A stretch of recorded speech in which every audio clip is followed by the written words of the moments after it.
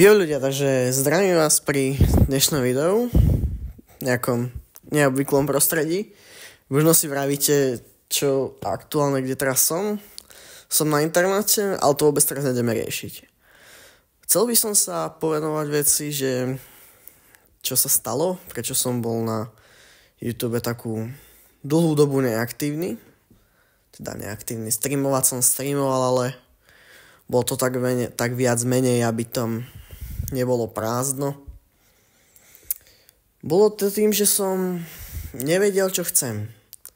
Doteraz to tak úplne neviem. Neberte to tak, že teraz som úplne že z toho taký rozčarovaný, že konečne viem, čo chcem natáčať a viem, aký chcem robiť content. Ale dal som sa na tvorbu pesničiek, lebo som mal na to čas.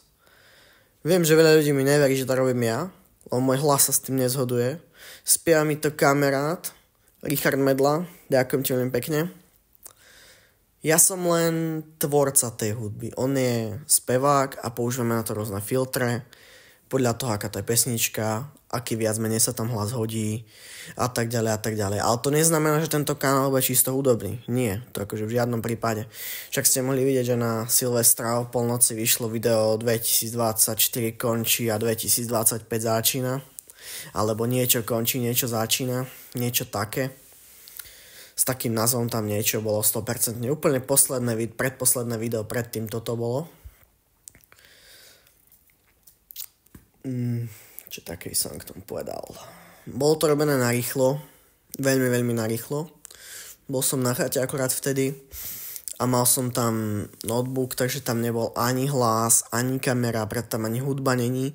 Dosť ťažko som tam chytal internet a signál, lebo máme chatu úplne ďaleko, kebyže vidíte tak presne tam sú také kopce vedľa okna a tam máme chatu. Tak tam sme boli, tak som sa rozhodol spraviť niečo iné ako hudbu, aby to bolo viacej zaujímavejšie a trochu okoreniť ten kanál. Ja viem, že boli streamy, boli všetko, na tie streamy moc ľudí nechodí, ako chápem, som malopopulárny človek, ale tak ako mohli by ste fakt na tie streamy chodiť, keď už si ten čas na to nájdem, že môžem byť live a nerobím všetko off-screen, ako podaktorí ľudia. Plánujem veľkú sériu. Ešte uvidíte, akú kto ma nesleduje na Instagrame, tak by mal.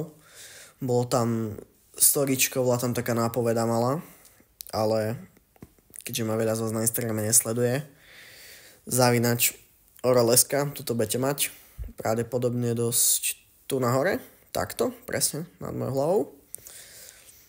Tak dajte follow. Fakt ľudia, prosím, dajte mi tam follow, lebo je to ťažké pre mňa v tejto dobe. Jednak, aj keď teraz pozerám, ako sa ostatným youtuberom darí, čo to nikdy nevzdali. Ja som bol na pokraji vyhorenia, chcel som to už úplne vzdať. Tak ako jeden môj kamarát Samuel Spacer, tu na ho môžete mať tiež teraz vidieť, môžete mať jeho kanál. Nie je to žiadna podpora, nie. Ale to je človek, čo vyhorel, prestalo ho to baviť. Takisto ako kanál Timerko. Tu ho tiež môžete mať. Je to človek, čo si dobre pamätám, má okolo 11 000 odoberateľov teraz. A dosť mu to upadlo. Akože hodne dosť. On sa strašne rýchlo dostal na vrchol a potom to zabalil. Prestalo ho to proste baviť.